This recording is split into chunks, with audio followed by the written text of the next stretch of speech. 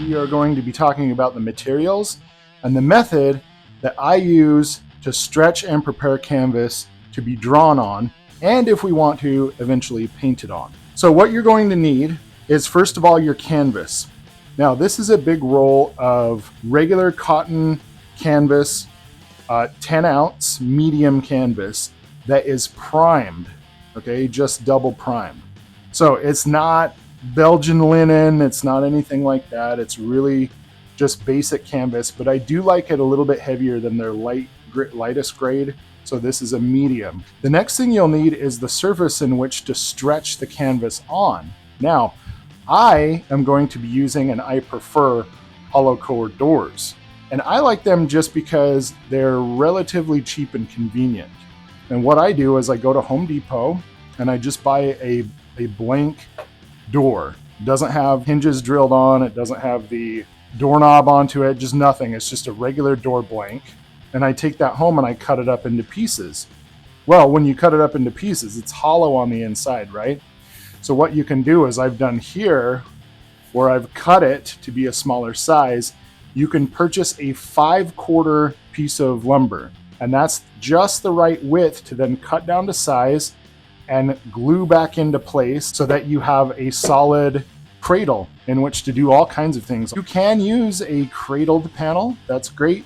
If you are going to, what I would recommend is not using just stretcher bars for the canvas. You can stretch the canvas that way, but you need something solid to draw on for the canvas. You don't want to be drawing and having there be a give, because you're really going to be beating the crap out of this thing. The thing about hollow core doors is you want to be careful because they can buckle a little bit and they can warp.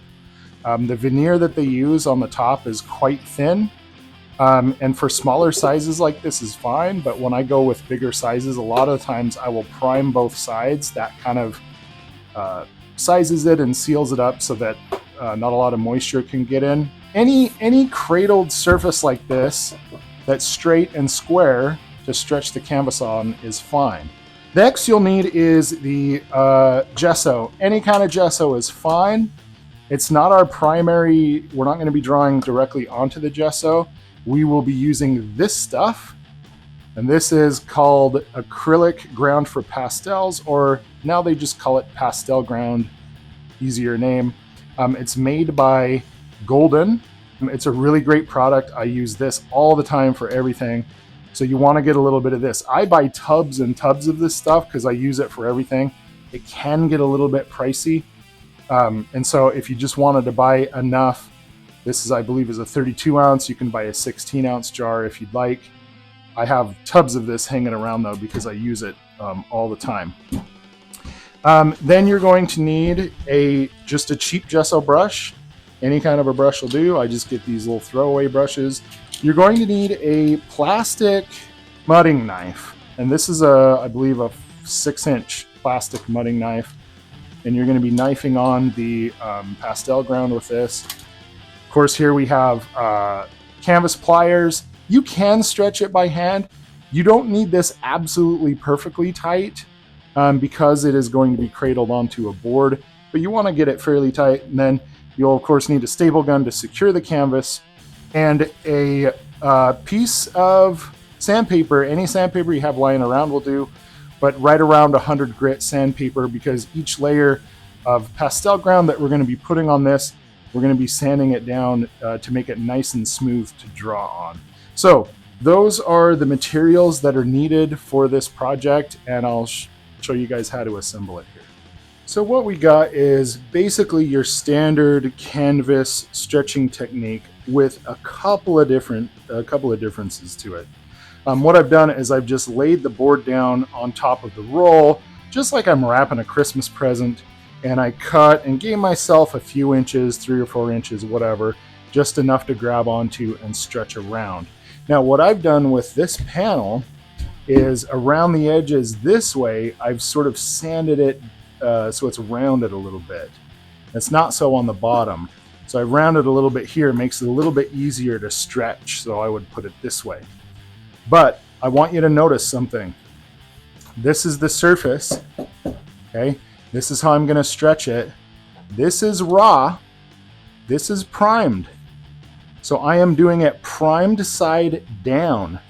So when it's all stretched, it's going to be the raw side up and the primed side is going to be underneath. Now, why would I do that? After I'm done with a drawing and I'm finished with a piece, I want it to be able to hang uncradled. So I want to be able to take this off of here. A lot of times I'll take it off and cut it down to a smaller size, whatever the case may be.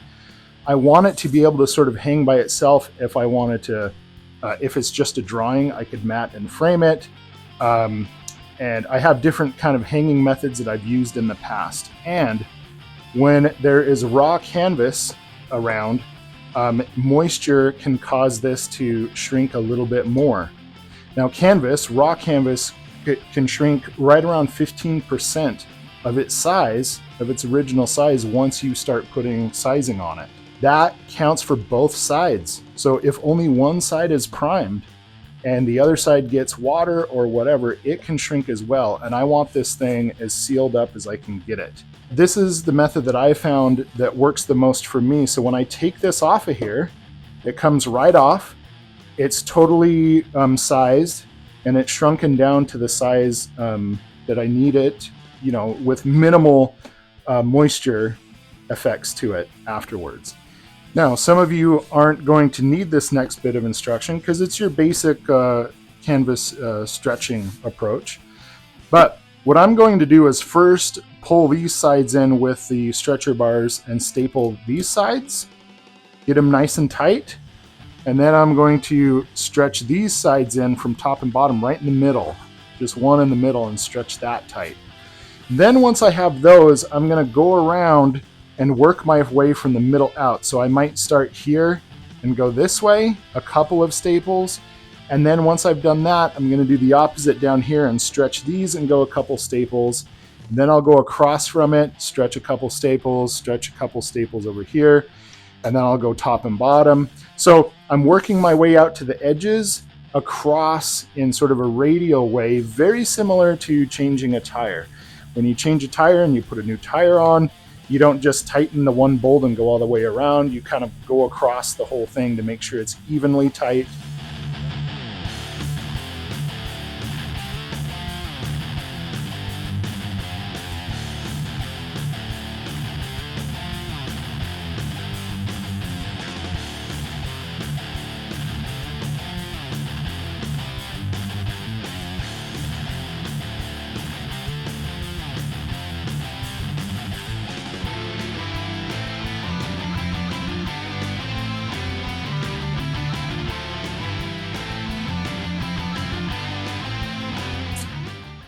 Okay, through the magic of time lapse, that looked probably a lot cooler than it felt.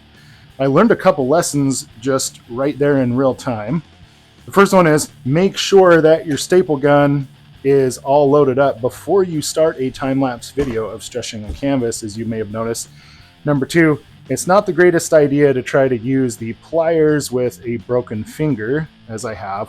So I ditched the pliers right away and I just sort of hand stretch this. Now, if we were on stretcher bars, hand stretching might not be the best idea. You probably want to use pliers because you want it tight as a drum in here. But since this is, number one, since it's stretched over a cradled surface, it's nice and flat. Number two, because it's already primed on the other side, there's only so much it's going to stretch anyway. Now, this is all ready to go to be primed with gesso. Just any acrylic gesso will do. If you're using the student grade, you might want to do like a couple of layers.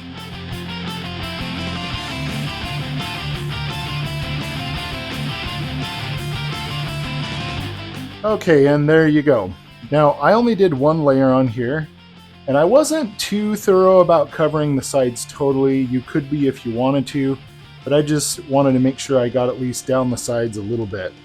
I just put one layer on. I have this professional grade gesso from Utrecht. It's fairly thick. Now, you could ask the question, if we're just going to be knifing on the pastel ground on top of this, why are we even gessoing? Couldn't we just not gesso at all and just use the pastel ground? Yes, you could if you wanted to just draw on it. But the gesso properly sizes the canvas. If we're going to draw and then spray it down, which I'm going to show you guys how to do later, and then you want to paint on top of that, you can even paint oil on top of it. You probably want to make sure that the canvas is properly sized, and the gesso will do that.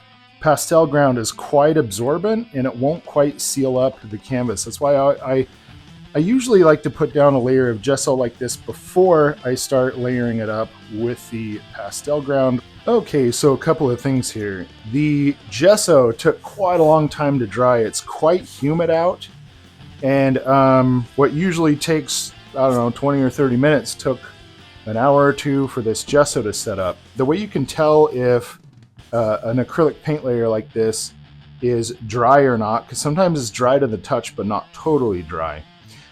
Using the back of your hand like this, you can kind of pick up moisture with the back of your hand. The other thing also is the temperature of it.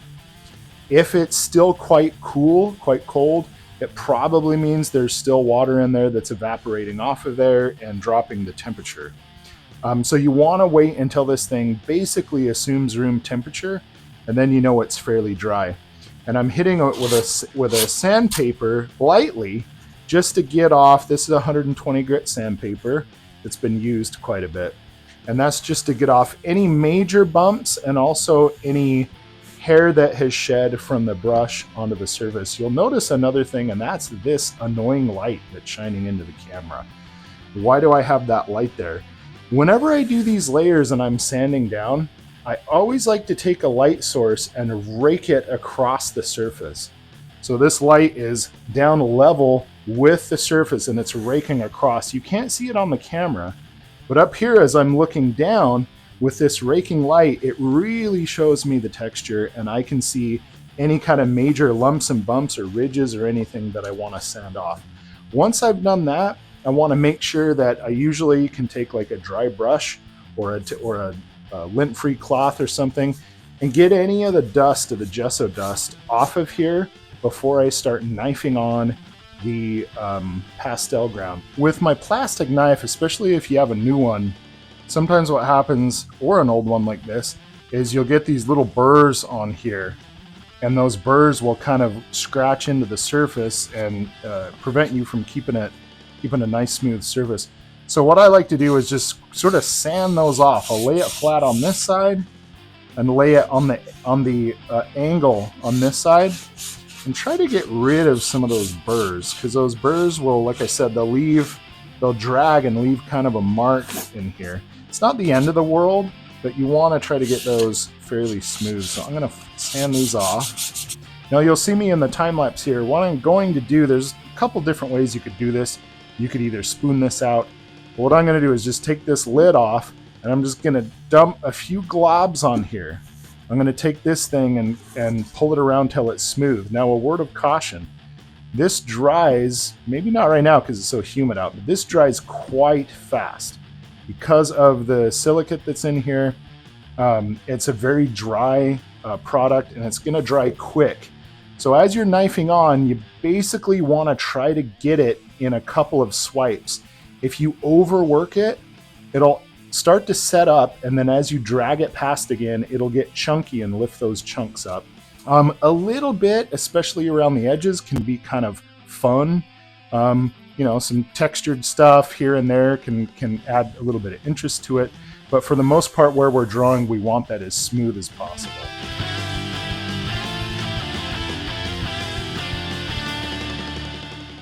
You may notice I kept the light on as I was doing this.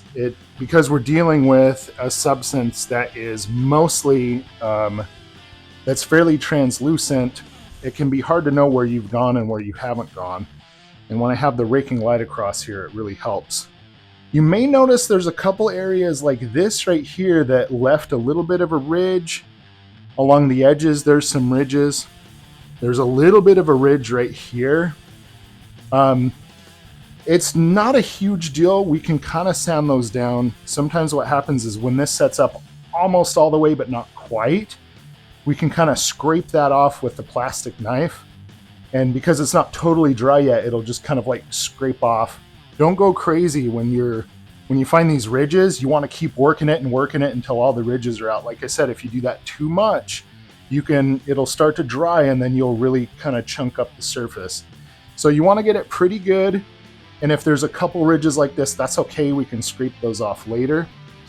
And then I'm going to repeat this process. So after this completely dries, I'm going to sand it as smooth as I can get it.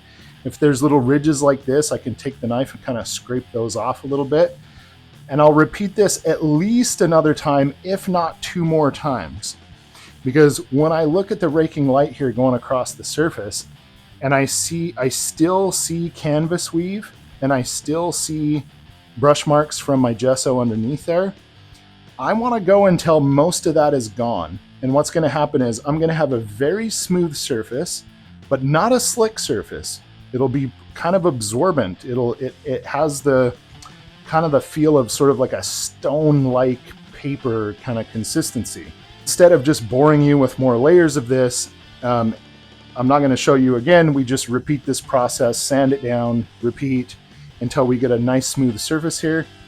So when you're finished, you'll end up with a piece of canvas like this. Of course, yours will be cradled to the board. The other thing you'll kind of notice is with the, as you're knifing it on, the pastel ground is translucent, but as you build up layers, it'll get sort of more and more off-white. And you'll see down here, it's a little bit thicker down here.